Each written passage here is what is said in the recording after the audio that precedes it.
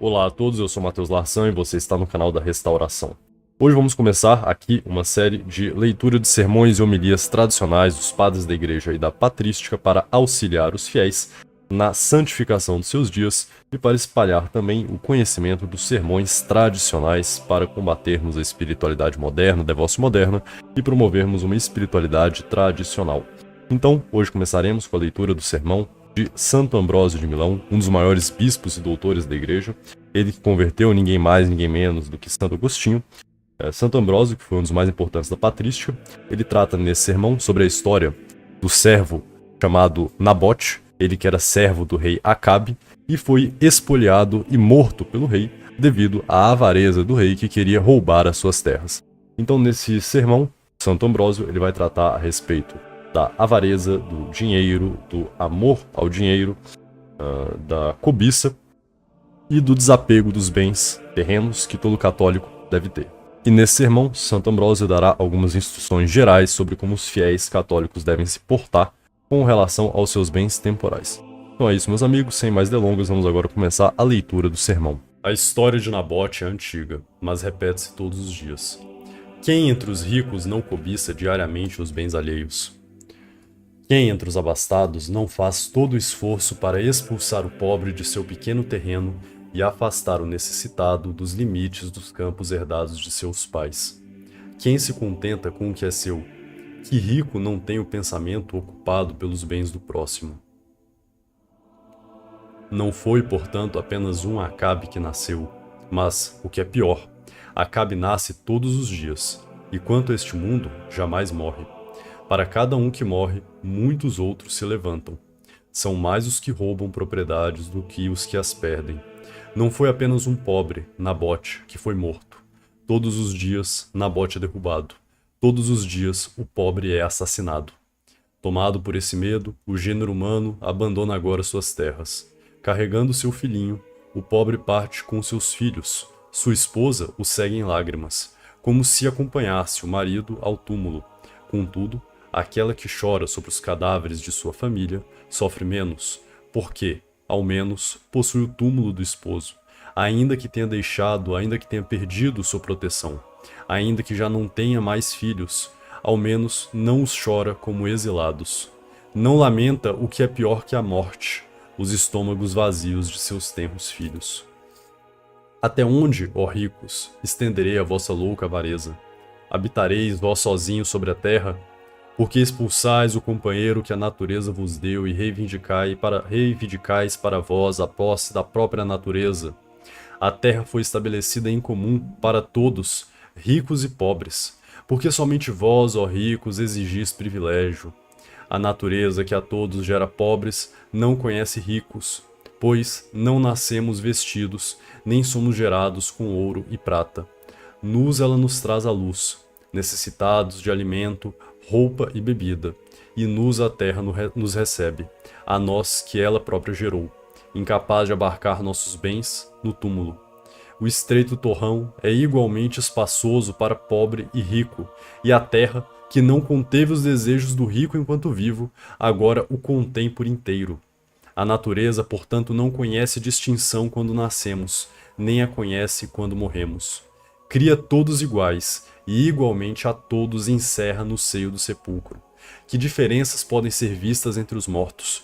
Abri a terra e, se puderdes, distingui quem é rico. Depois removei os escombros e, se reconhecerdes o pobre, mostrai quem ele é, exceto, talvez, por este único fato, que mais coisas perecem com o rico. As vestes de seda e os envoltórios tecidos com ouro, com os quais o corpo do rico é revestido, são perdas para os vivos e nenhum auxílio para o morto. És ungido, ó rico, e mesmo assim exalas mau cheiro. Arruínas a beleza que pertence a outros e nada adquires para ti mesmo. Deixas herdeiros que lutam entre si. Aos teus herdeiros que temem diminuir ou violar aquilo que lhes foi deixado, legas mais um encargo herdado do que um benefício livre. Se forem frugais, conservam-no. Se forem pródigos, dissipam-no. Assim, ou condenas teus bons herdeiros à ansiedade contínua, ou deixas maus herdeiros. Por isso, que eles condenem as tuas obras. mas porque pensas que enquanto vives, abundas em todas as coisas. Ó rico, não sabes quão pobre és, quão necessitado te mostras a ti mesmo. Tu que te chamas rico. Quanto mais tens, mais necessitas, e qualquer coisa que consigas, continuas carente. A avareza é inflamada pelo dinheiro e não extinta. A cobiça tem, por assim dizer, certos degraus, e à medida que o homem o sobe, apressa-se rumo a alturas de onde grave ruína o aguarda na queda. Tal homem estava melhor quando possuía menos. Em vista de seus bens, suas exigências eram moderadas, mas com o aumento da renda veio também o crescimento da cobiça. Ele não quer ser pequeno em seus desejos, nem pobre em suas vontades. Assim, unem-se duas situações intoleráveis. Aumenta a ambição própria do rico, sem abandonar uma atitude de mendigo. Por isso, a Sagrada Escritura nos ensina quão miseravelmente ele padece necessidade e quão abjetamente mendiga. Havia um rei em Israel chamado Acabe e um pobre chamado Nabote. O primeiro abundava nas riquezas de um reino, enquanto o segundo possuía um pequeno pedaço de terra. O pobre não cobiçava nenhuma das posses do rico, mas o rei julgava faltar-lhe algo porque o pobre, seu vizinho, possuía uma vinha. Quem então te parece ser o pobre? Aquele que se contenta com o que é seu ou aquele que cobiça a propriedade alheia? Certamente um parece pobre quanto aos bens, o outro quanto ao desejo. Uma disposição verdadeiramente rica não sabe desejar, e a abundância de bens não pode satisfazer os anseios de um avarento. Por isso o rico, invejando a propriedade alheia, mostra-se cobiçoso e queixa-se de pobreza. Consideremos agora as palavras da Escritura. E aconteceu, depois dessas palavras, havia uma vinha pertencente a Nabote, o Jezraelita, em Jezrael, junto ao palácio de Acabe, rei de Samaria. E Acabe falou a Nabote, dizendo: Dá-me a tua vinha para que eu a transforme em horta, porque está perto de minha casa, e dar-te-ei em seu lugar outra vinha, ou se preferires, dar-te-ei dinheiro por ela. E Nabote disse a Acabe: Deus me livre de te dar-te a herança de meus pais. E o seu espírito ficou perturbado, deitou-se em seu leito, voltou o rosto para a parede e não comeu pão. A Escritura Divina já havia narrado antes que Eliseu, embora fosse pobre, deixou seus bois e correu atrás de Elias, sacrificou-os, deu-os ao povo e se uniu ao profeta. As palavras precedentes, portanto, tinham a intenção de condenar o rico cuja história é apresentada na pessoa do rei. Pois, embora possuísse bens vindos de Deus, como Acabe, a quem o Senhor deu um reino, e, pela oração do profeta Elias, concedeu também a chuva, ele violou os mandamentos divinos. Prestemos atenção então ao que ele diz. Dá-me, diz ele. O que mais diz alguém necessitado? O que mais diz quem pede socorro público, senão dá-me?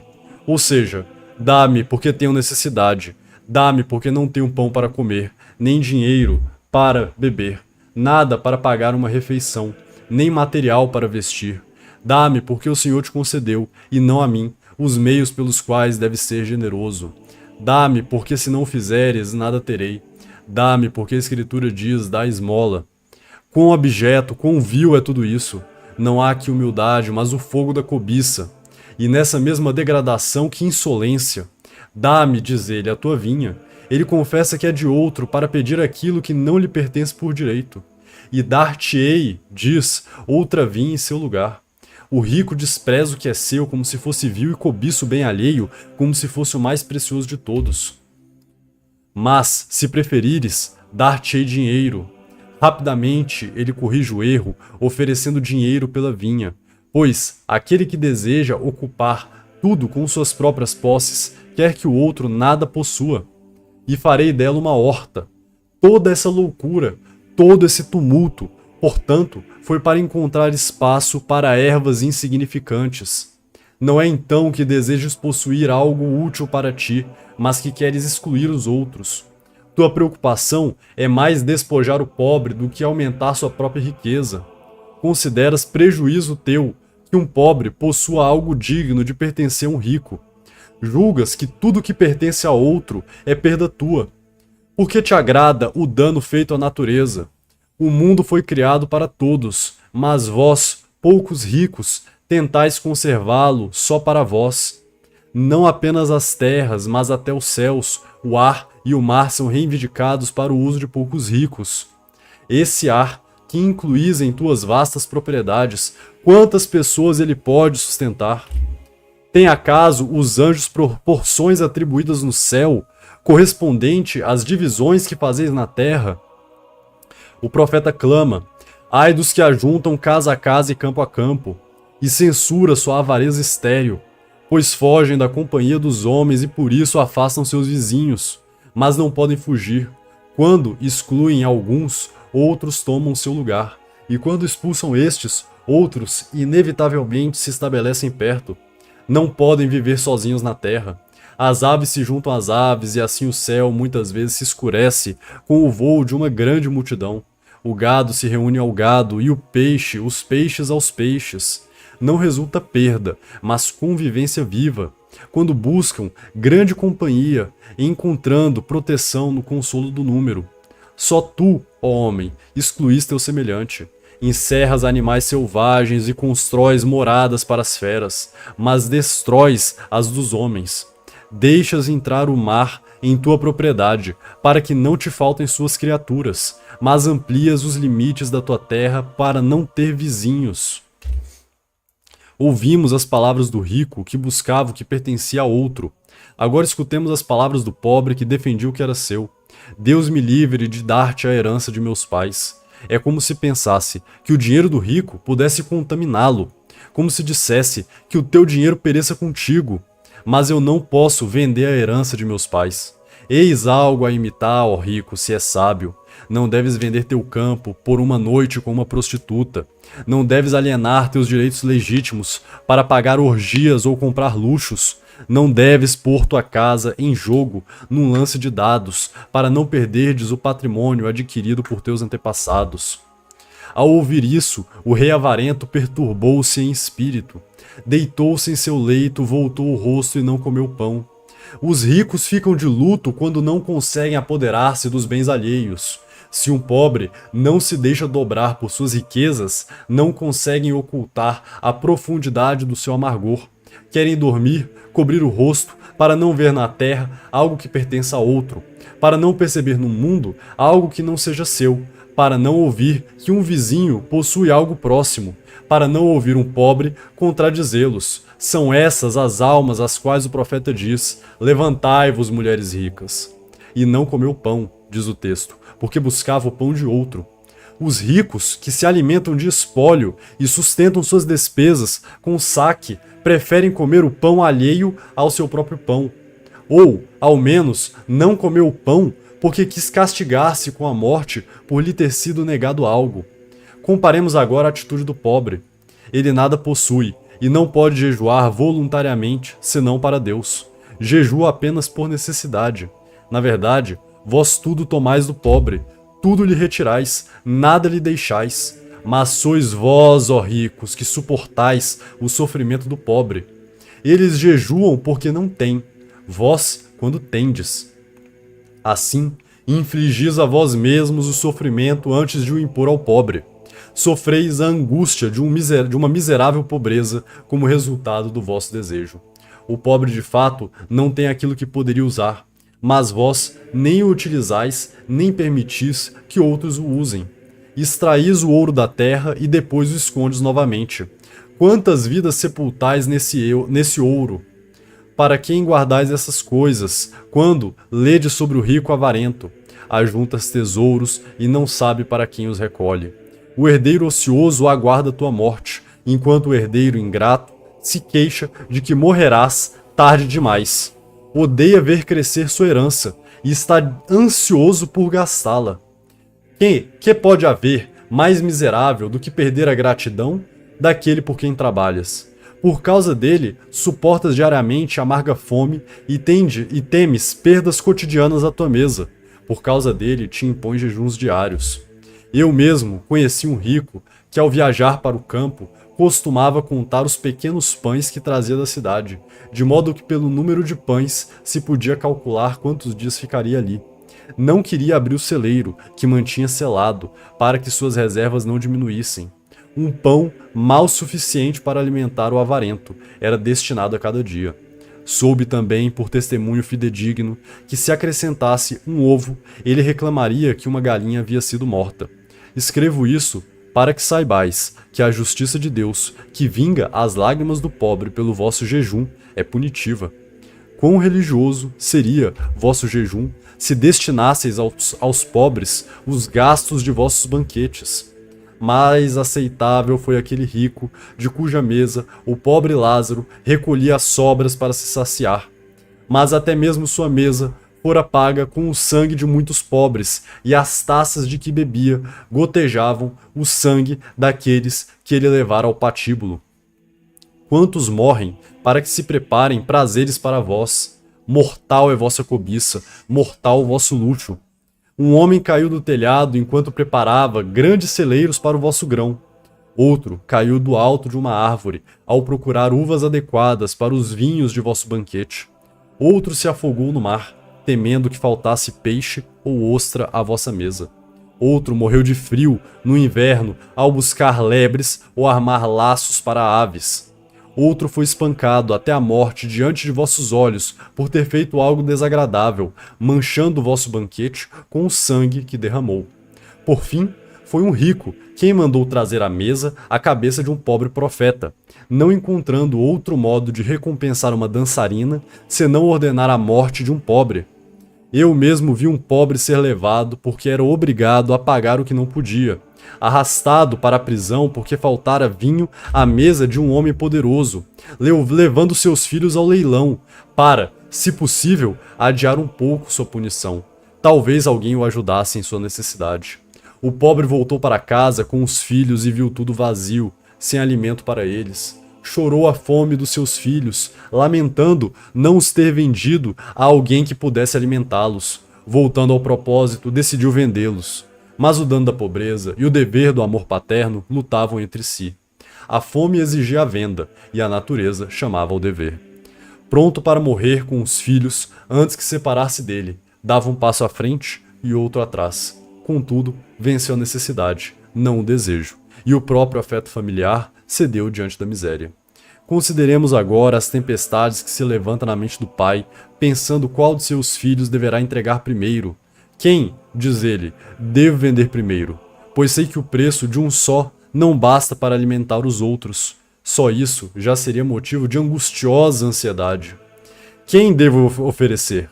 Quem, o leiloeiro de grãos, olhará com favor? Eu poderia oferecer o meu primogênito, mas foi ele o primeiro a chamar-me de pai.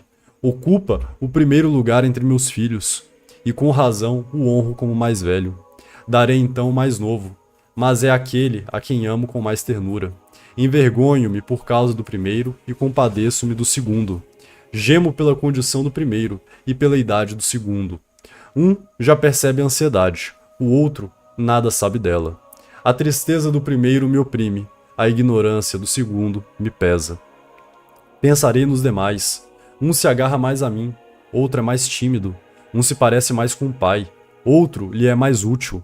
Não, num eu venderia a minha própria imagem, no outro trairia a minha esperança. Ai de mim, não sei o que fazer, não tenho como escolher. A tragédia em todas as suas formas. Um coro de aflição me cerca. É loucura de feras escolher a quem deveis entregar. As próprias feras, quando percebem perigo, ameaçando seus filhotes ou a si mesmas, costumam escolher quais libertar do perigo e não quais entregar a ele. Como então poderei pôr de lado os afetos da natureza? Como me despirei de um coração de pai? Como poderei leiloar um filho?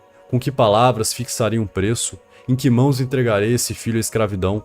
Com que olhos o verei como escravo? Com que abraço me despedirei quando partir? Com que palavras desculparei o que fiz? Direi, meu filho, vendi-te para ter comida. Mais fatal então é a mesa do pobre do que a do rico. Ele vende os outros, eu vendo o que é meu. Ele é obrigado, eu ajo voluntariamente. Para tornar minha situação mais desculpável, acrescentarei, meu filho, servirá no lugar de teus irmãos, para que se obtenha alimento para eles. Até José foi vendido à escravidão por seus irmãos, e depois sustentou a eles e ao seu pai. Ele responderá: mas seu pai não o vendeu, chorou sua ausência, e depois até ele caiu no poder de um homem rico, e mal pôde ser libertado. Mais tarde, a sua posteridade serviu como escrava por muitas gerações às riquezas do Egito. Vende-me, então, pai, com uma condição: que os ricos não me comprem. Estou paralisado, confesso. Que farei? Não venderei ninguém. Mas, quando penso num só, vejo todos perecendo de fome. Se eu entregar um, com que olhos olharei os outros, perturbados pela minha falta de amor familiar e temerosos de que eu os venda também? Com que vergonha voltarei para casa? Como entrarei? Com que sentimentos viverei ali? Eu que me privei de um filho, que a doença não levou e nem a morte retirou. Com que pensamentos olharei minha mesa, que tantos filhos como ramos de oliveiras adornavam ao redor? É isso que o pobre lamenta diante de ti, mas na tua avareza tapas os ouvidos e o teu coração não se comove com o horror dessa miséria. Todo o povo geme, e só tu, ó rico, permaneces inflexível. Não dás ouvido às escrituras que dizem que o teu dinheiro se vá por causa de um irmão e de um amigo, e não o escondas debaixo de uma pedra para perdê-lo. E, já que não prestas atenção, o Eclesiastes exclama: há um mal que vi debaixo do sol, riquezas guardadas para prejuízo de quem as possui. Talvez voltes para casa e fales com tua esposa, e ela te instigue a resgatar aquilo que foi vendido. Pelo contrário, ela te instigará a comprar para si adornos femininos como aquilo, por menor que fosse, com que poderias libertar um pobre. Ela te lembrará as despesas necessárias para beber num cálice precioso, dormir numa cama de púrpura, reclinar-se num leito de prata, carregar as mãos de ouro e o pescoço de colares. As mulheres realmente gostam de grilhões, contanto que sejam de ouro. Não os acham pesados, desde que sejam preciosos. Não os consideram correntes, desde que um tesouro neles brilhe. Chegam a gostar de feridas, para que se introduza ouro nas orelhas, e delas pendam pérolas. As joias também são pesadas, e as roupas são frias. Suam sob as joias, e tremem sob as sedas. Ainda assim, o custo as deleita, e o que a natureza rejeita, a avareza recomenda. Com verdadeiro frenesi, vigiam esmeraldas e safiras, berilo, ágata, topázio, ametista, jaspe e cornalina. Mesmo que se exija metade da herança, não se ressentem do gasto, contanto que satisfaçam a cobiça. Não nego que haja certo brilho agradável nessas pedras, mas continuam sendo apenas pedras. E, elas mesmas, polidas contra a natureza para perderem sua aspereza de rocha, advertem-nos de que é a alma endurecida que deve ser polida. Que artífice foi capaz de acrescentar um único dia à vida de alguém? As riquezas já resgataram alguém do inferno? Que doença o dinheiro já aliviou? A vida de um homem, diz, não consiste na abundância. Em outro lugar, os tesouros não aproveitam ao injusto, mas a justiça livra da morte. Com razão, Davi clama: se as riquezas aumentam, não ponhais nela o coração. De que me valem, se não podem livrar-me da morte? De que me valem, se não podem estar comigo após a morte? Aqui se adquirem e aqui se deixam. Falamos então de um sonho, e não de uma herança. Por isso, o mesmo profeta diz dos ricos: dormiram o seu sono, e todos os homens de riqueza nada encontraram nas mãos. Isto é, os ricos, que nada deram aos pobres, nada encontraram em suas próprias obras. Não ajudaram ninguém em necessidade, nada conseguiram para contribuir ao próprio bem.